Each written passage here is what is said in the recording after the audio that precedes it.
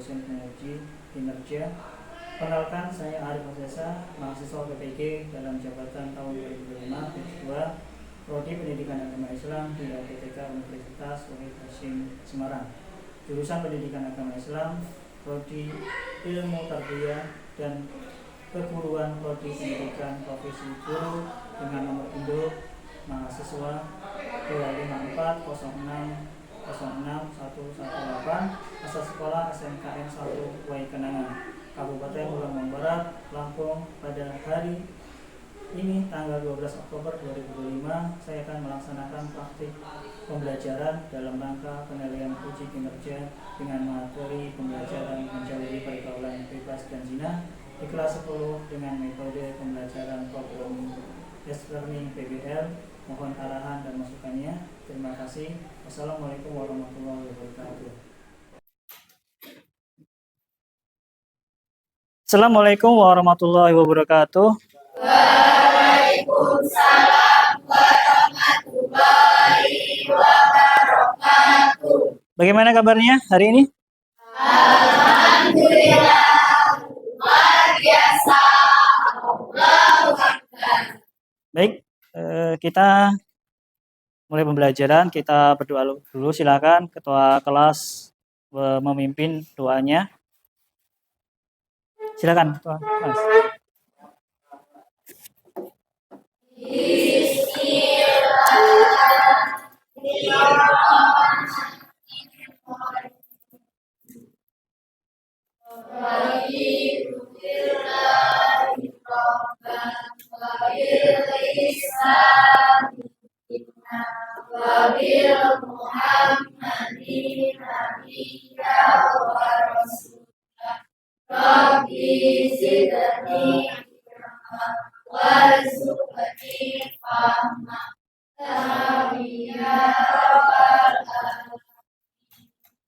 Mulai absensi dulu ya. Bapak panggil. Yang pertama, Ajeng, Jason, Oktariana. Baik, kegiatan ini ya. Baik, hari ini kita membahas sebuah topik yang sangat penting, yang relevan dengan kehidupan remaja, yaitu pergaulan bebas dan zina. Jadi materi kita hari ini yaitu materi menjauhi pergaulan bebas dan zina. Tujuan pembelajaran hari ini yaitu murid mampu ya atau dapat menjelaskan isi kandungan surat Al-Isra ayat 32 dan Quran surat An-Nur ayat 2 tentang pergaulan bebas dan zina ya. Sebelum kita pembelajaran ya, renungan sejenak ya. Pernah kalian melihat atau mendengar tentang remaja yang terlihat hubungan yang tidak sehat atau hamil? Pernah dengar? Kemudian tentang terjumus narkoba, pernah dengar? Ya. Atau mungkin kalian pernah ya menyinggung atau tidak nyaman dengan batasan dalam berteman dengan lawan jenis. Maksudnya tidak nyaman dengan batasan lawan jenis. Melalui pembelajaran ini kita dapat sekedar ya tidak hanya sekedar menghafal dosa-dosa besar, kita belajar bersama untuk menemukan solusi ya dalam masalah pergaulan masa kini ya dengan pedoman syariat Islam. Kita memakai metode problem based learning yaitu PBL, yaitu pembelajaran berbasis masalah di mana kalian aktif berdiskusi dalam kelompok ya. Sebelum kita mulai, kita ice breaking dulu. Silakan berdiri. Kita ice breakingnya tepuk satu sebelah kanan, tepuk 2 sebelah kiri, ya, tepuk 3 di atas. Ya, jadi tepuk saat kita coba dulu ya. Tepuk 1, tepuk 2, tepuk 3. Kalau tepuk 1 tuh 1. Kalau tepuk 2 1 2. Kalau tepuk 3 1 2 3. Ya. Paham? Biar menguji konsentrasi kalian. Tepuk 1, tepuk 2, tepuk 3. Tepuk 2, tepuk 3, tepuk 1, tepuk 1, tepuk 2, tepuk 3. Ya, cukup. Terima kasih. Sudah fokus kan kita pembelajaran? Baik, sebelum kita belajar, kita akan melihat tayangan tentang video pembelajaran. Ada 2 video. Yang itu yang pertama adalah tentang pergaulan bebas, yang kedua tentang analisis materi yang kita akan bahas. Baik, silakan perhatikan. Pergaulan bebas dan semua perbuatan yang dapat mengarah ke perzinahan dilarang oleh Islam. Perbuatan tercela ini akan mengakibatkan hancurnya kehidupan pribadi dan merusak tatanan kehidupan masyarakat. Lebih dari itu, pelakunya akan dikucilkan oleh masyarakat dan mendapat laknat dari Allah dan Rasul-Nya. Islam tidak melarang untuk bergaul dengan banyak orang, tetapi Islam menganjurkan untuk bergaul dengan teman dan sahabat yang berakhlak mulia. Ayat ini menyampaikan 3 pesan penting kepada kita. Pertama, pelaku zina, baik laki-laki maupun perempuan, dihukum dengan cara didenda atau dicambuk sebanyak 100 kali. Ya, seperti yang kalian ketahui nih, masalah pergaulan bebas ini kerap muncul di sekitar kita. Saat ini aja pergaulan bebas udah sampai pada tingkat yang mengkhawatirkan. Misalnya aja nih, dari hal-hal kecil kayak merokok, lalu lanjut ke konsumsi minuman beralkohol, tawuran, pakai obat-obatan terlarang, sedangkan juga melakukan seks bebas. Kalau udah begini, bukan cuma mereka yang melakukan pergaulan bebas yang dirugikan, tapi nasib bangsa kita ke depannya akan menjadi pertaruhan. Kan gak mungkin nantinya bangsa kita yang besar ini dipimpin oleh generasi lulusan pergaulan bebas. Tindakan-tindakan tersebut muncul bukan tanpa alasan ya namanya. Ada beberapa faktor yang mempengaruhi tindakan dan perilaku kalangan remaja saat ini. Lalu apa aja sih penyebab terjadinya pergaulan bebas di kalangan remaja? Seperti dilansir akun Instagram resmi Direktorat SMK Kemendikbud, yang pertama adalah tingkat pendidikan keluarga yang minim. Lingkungan keluarga adalah salah satu faktor kunci yang sangat mempengaruhi tindakan dan perilaku remaja di masyarakat. Minimnya tingkat pendidikan di keluarga membuat remaja mudah terpengaruh pergaulan bebas. Kemudian adalah broken home. Selain tingkat pendidikan dalam keluarga yang minim, broken home ini bisa jadi salah satu faktor yang menyebabkan remaja terkontaminasi dengan pergaulan bebas. Yang gak kalah penting adalah soal ekonomi keluarga. Ekonomi keluarga yang kurang berkecukupan berisiko membuat remaja untuk putus sekolah. Apalagi ditambah jika keluarga gak mendukung dan gak berusaha. Selanjutnya adalah kondisi lingkungan. Sebab kondisi lingkungan akan mempengaruhi karakter dan perilaku seseorang. Hindari meniru kelakuan buruk di lingkungan karena berpotensi akan menjerumuskan kita ke hal buruk tersebut. Peredaran arus informasi di internet sangat masif dan tidak terhindari. Remaja bisa mengakses apapun yang ada di internet. Oleh sebab itu, kamu yang ramania sebaiknya lebih hati-hati dalam bergaul ya. Jangan sampai nih masa depan kamu digadaikan cuma gara-gara kamu salah masuk ke dalam pergaulan yang tidak sehat. Cukup ya tayangan tadi ya. Kita sudah ada gambaran mengenai 2 video tadi. Silakan kalian buat kelompok. Jadi 4 sampai 5 ya kelompok. Kemudian Bapak bagi lembar kerja kelompok yang di situ sudah ada tujuannya, kemudian yang akan diskusi kalian masing-masing, karena tiap kelompok itu berbeda-beda ya. Ada yang bahas mengenai menjelaskan tentang surat ya, kandungan surat Al-Isra, Quran surat Al-Isra ayat 30, dan Quran ada yang membahas tentang Al-Quran surat An-Nur ayat 2. Ada yang membahas tentang solusinya, kemudian dampaknya. Itu akan kita bahas, diskusikan tiap kelompok masing-masing. Baik, Bapak bagikan.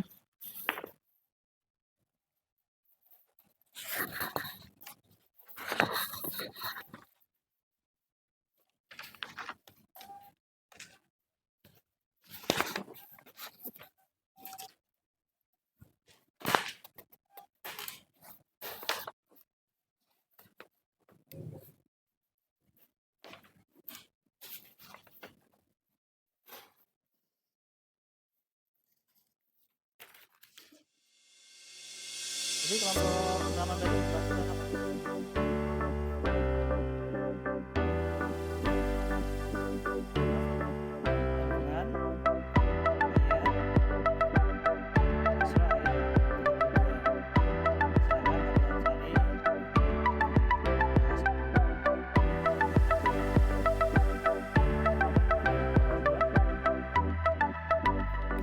Yang dibahas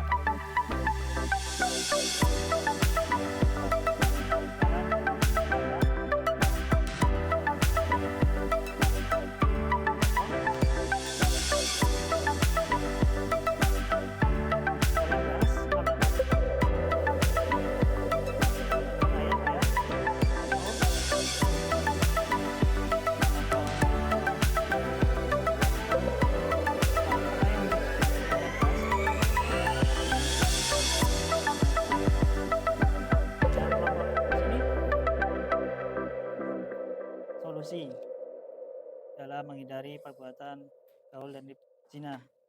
Oke. Silakan kelompok pertama mempresentasikan.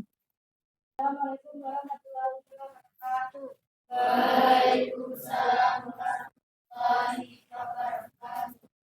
Kami perwakilan dari kelompok 1. Perkenalkan, nama saya Isa Latifa. Saya dan kelompok kami Cindy Ferani Putri dan Arinda Dwi Ferawati dan Ferdian Alif Valenta. Yang pertama, isi kandungan. Inti dari Quran Surah Al-Isra ayat 32 adalah perintah yang sangat tegas dari Allah Subhanahu wa Ta'ala untuk menjauhi zina. Kata yang digunakan bukanlah jangan melakukan, tetapi jangan mendekati zina. Ini artinya Allah melarang kita bukan hanya pada perbuatan zinanya itself, tetapi juga segala sesuatu yang bisa menjadi jalan penyebab atau pendorong untuk menuju perbuatan zina. Ayat ini menekankan konsep pencegahan. Allah seolah-olah ingin melindungi kita dengan memagari kita dari hal-hal yang berbahaya. Jauhi sebelum kita terjerumus ke dalamnya. Zina digambarkan sebagai sesuatu yang keji dan jalan yang buruk, yang pasti membawa kerusakan. Yang kedua, alasan utama yang disebutkan langsung dalam ayat ini adalah karena zina itu perbuatan yang keji dan jalan yang sangat buruk. Zina merusak kemuliaan dan harga diri manusia. Perbuatan ini menghilangkan rasa malu, merendahkan martabat, dan mengotori jiwa. Ia bukanlah perbuatan yang pantas dilakukan oleh manusia yang berakal dan beriman. Jalan yang buruk, zina adalah pintu gerbang menuju berbagai kerusakan lainnya.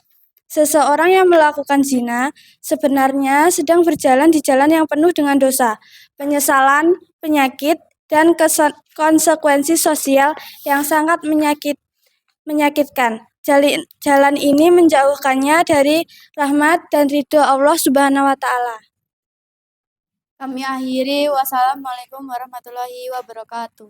Waalaikumsalam warahmatullahi wabarakatuh. Silakan dikasih aplaus. Kelompok 2. Silakan. Assalamualaikum warahmatullahi wabarakatuh. Waalaikumsalam warahmatullahi wabarakatuh. Kami, perwakilan dari kelompok 2, akan memaparkan hasil diskusi kelompok kami tentang kandungan Quran Surat An-Nur ayat 2. Saya atas nama Selina Rafni, saya Macantika Anggraini, dan kelompok kami yang bernama Zia Fahira Putri, Oktariana Prinska, dan Ajeng Hayu Ningrum. Kandungan Surat An-Nur ayat 2, yaitu isi kandungannya berbeda dengan Quran Surat Al-Isra yang bersifat mencegah. Quran Surat An-Nur ayat 2 bersifat menghukum bagi mereka yang sudah terlanjur melakukan zina. Ayat ini memerintahkan untuk memberikan hukuman fisik, yaitu 100 kali cambuk, baik bagi pezina laki-laki maupun pezina perempuan, di hadapan orang banyak. Hukuman ini bukan untuk menyiksa, tetapi memiliki tujuan, yaitu 1. Sebagai benteng pencegah yang kuat, zawajir, hukuman yang jelas dan tegas, 100 kali cambuk, serta disaksikan publik bertujuan menimbulkan efek jera yang sangat kuat. Rasa takut akan hukuman yang memalukan dan menyakitkan ini akan menjadi benteng yang mencegah orang lain untuk melakukan kejahatan yang sama. Kedua, menjaga kemurnian nasab atau keturunan. Zina menghancurkan kemurnian nasab ini. Anak dari hasil zina akan kesulitan menentukan ayahnya, yang bisa memicu masalah sosial yang panjang seperti penelantaran anak dan pertikaian. Ketiga, melindungi institusi keluarga dan perkawinan. Keluarga adalah pondasi masyarakat. Zina adalah musuh utama keluarga karena merusak pondasi kepercayaan antar suami dan istri, memicu perselingkuhan, perceraian, dan konflik rumah tangga yang tidak berkesudahan. Yang keempat, mencegah penyebaran kerusakan dan penyakit. Penyebaran penyakit menular seksual yang berbahaya seperti HIV atau AIDS sifilis, dan lain-lain. Hukuman ini secara tidak langsung menjadi upaya kesehatan masyarakat yang sangat efektif untuk memutus mata rantai penularan penyakit. Kelima, pembersihan dosa bagi pelaku atau kafarah. Bagi pelaku yang ikhlas menerima hukuman di dunia, hukuman ini berfungsi sebagai penebus dosa atau kafarah. Dalam Islam, seseorang hamba yang dihukum karena suatu dosa di dunia, maka itu menjadi pembersih baginya, sehingga dengan rahmat Allah, dia bisa terhindar dari hukuman di akhirat. Untuk dosa tersebut, ini adalah bentuk kasih sayang Allah yang tersembunyi. Sekian presentasi dari kelompok kami. Saya akhiri. Wassalamualaikum warahmatullahi wabarakatuh. Waalaikumsalam warahmatullahi wabarakatuh. Silakan kasih aplaus. Kelompok ketiga. Assalamualaikum warahmatullahi wabarakatuh.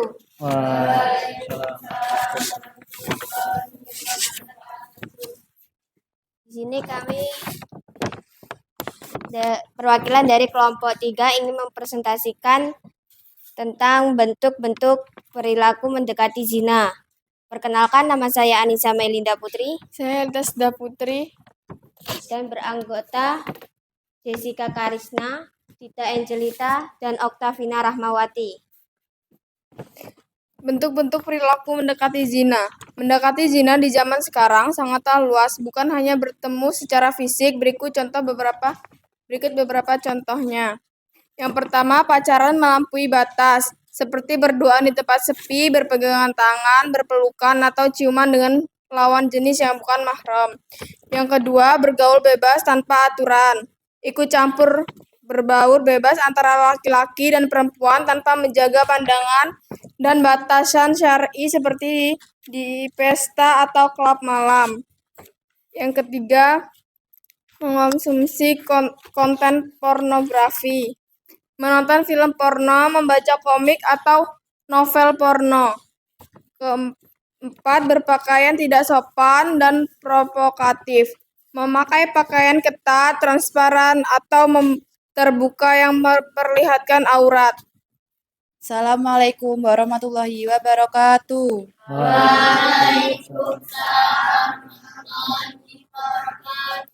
Perkenalkan, kami dari kelompok 4 akan mempresentasikan hasil kelompok kami yang beranggotakan 4 orang. Saya bernama Nasa Nur Afifah.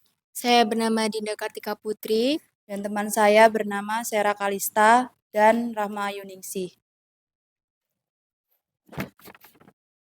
Di sini saya akan mempresentasikan dampak negatif pergaulan bebas. Ada beberapa dampak-dampak pergaulan bebas. Yang pertama yaitu dampak terhadap individu. Yang pertama yaitu merusak mental dan emosi, menyebabkan rasa bersalah, depresi, kecemasan, dan hilangnya harga diri. Kedua, mengundang penyakit berbahaya seperti HIV, AIDS, sifilis, gonore, dan herpes yang dapat merusak kesehatan seumur hidup.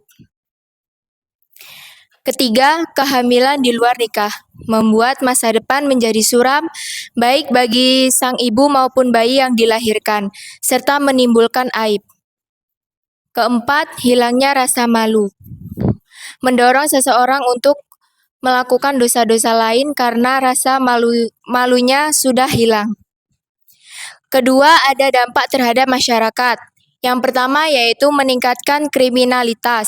Kedua, rusaknya struktur keluarga. Yang ketiga yaitu terganggunya keturunan atau nasab. Yang keempat yaitu merosotnya nilai-nilai sosial. Ketiga, dampak terhadap moral dan agama. Yang pertama yaitu mendatangkan murka Allah. Berbuat zina adalah dosa besar yang mengundang azab baik di dunia maupun di akhirat. Kedua, menjauhkan diri dari rahmat Allah.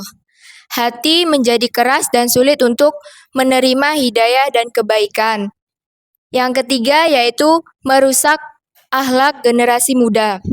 Menciptakan generasi yang liar, tidak memiliki prinsip, dan jauh dari nilai-nilai agama. Sekian kami akhiri. Wassalamualaikum warahmatullahi wabarakatuh.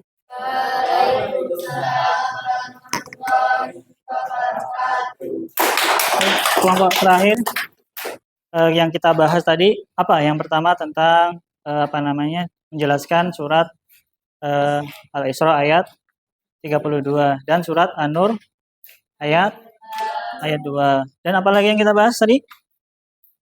Yang kelompok 3? Bentuk-bentuk perilaku perilaku zina seperti apa? Berpacaran, kemudian apa lagi? Pergaulan bebas. Kalau narkoba termasuk pergaulan bebas tidak? Ya, jadi narkoba itu termasuk pergaulan bebas. Makanya ketika kita sebagai murid ya untuk menjaga berteman teman yang baik. Kalau kita temannya buruk, maka kita akan ikut buruk, ya akan mengikut. Ya, kalau teman kita baik, maka kita akan baik. Kalau kita temannya buruk, ya kita akan menjadi terjumus dalam kemaksiatan. Ya, jadi yang kita sampaikan tadi, bagaimana kita harus menjaga, ya. Gimana menjaganya tadi? Dengan apa? Dengan apa? Yang tadi menjaga pandangan mata, ya. Karena tubuh kan karena tubuh itu kan aurat, ya kan. Kalau melihat itu kan aurat, ya kan. Maka menjaga pandangan. Yang kedua, apa? Dengan apa? Memperkuat iman dan takwa, apa lagi? Menutup aurat. Kemudian apa lagi? Berikutnya berpuasa, ya kalau tidak jadi berpuasa. Apa lagi? Menyibukkan diri dengan aktivitas positif yang kita tayang tadi kan, seperti itu, ya. Baik, kita penutup, ya. Tadi kita sudah selesai ya dari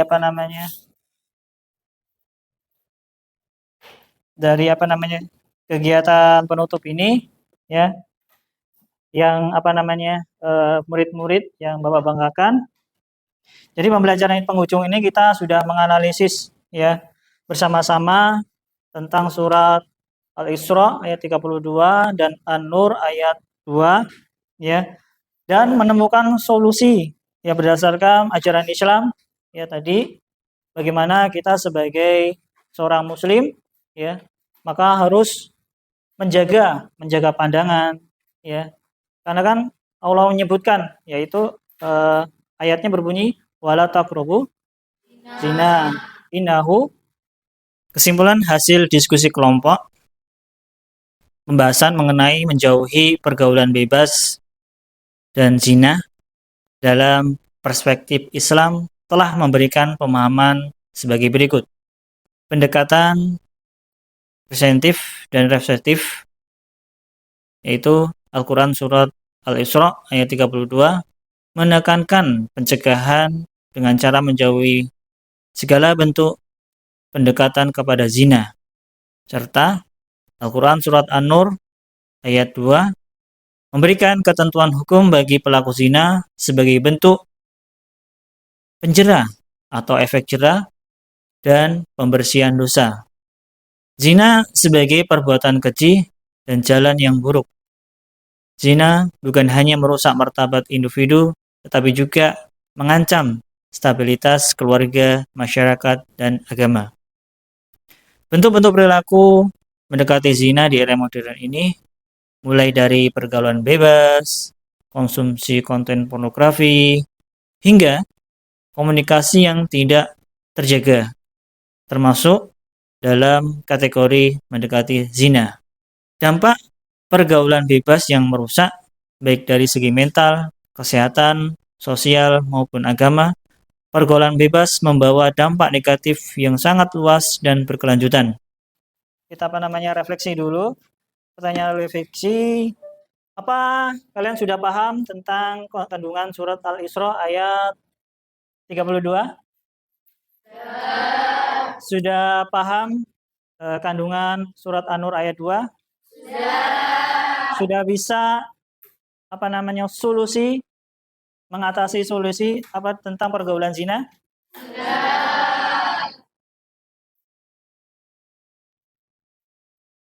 Apa kamu yakin bisa menjauhi pergaulan zina? Bisa? Bisa. Baik. Sekian, Bapak akhiri. Wassalamualaikum warahmatullahi wabarakatuh. Waalaikumsalam warahmatullahi wabarakatuh.